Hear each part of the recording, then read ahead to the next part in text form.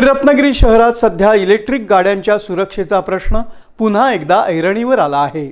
रत्नागिरी येथील साळवी स्टॉप परिसरात असलेल्या डॅफोडिल हाइट्स या इमारतीच्या पार्किंगमध्ये उभ्या असलेल्या एका इलेक्ट्रिक दुचाकीनं अचानक पेट घेतल्याची धक्कादायक घटना घडली आहे। या आगीत 2 दुचाकींचं प्रचंड नुकसान झालं असून परिसरात काही काळ भीतीचं वातावरण पसरलं होतं। साळवी स्टॉप येथील डॅफोडिल हाइट्स या इमारतीच्या पार्किंगमध्ये नेहमीप्रमाणे गाड्या पार्क केलेल्या होत्या। यावेळी अचानक एका इलेक्ट्रिक दुचाकीमधून धूर निघू लागला आणि काही क्षणातच गाडीनं भीषण पेट घेतला। ही आग इतकी वेगानं पसरली की बाजूलाच पार्क केलेल्या अन्य 2 दुचाकींनाही याची मोठी झळ बसली। या आगीच्या तावडीत सापडलेल्या 2 दुचाकी पूर्णपणे जळून खाक झाल्या आहेत।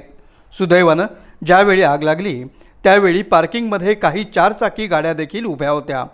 प्रसंगावधान राखून या 4 चाकी गाड्या तातडीनं तिथून हलवण्यात आल्या, ज्यामुळे एक मोठा अनर्थ टळला। जर या 4 चाकी गाड्यांना आग लागली असती तर आगीचं स्वरूप अधिक भीषण झालं असतं।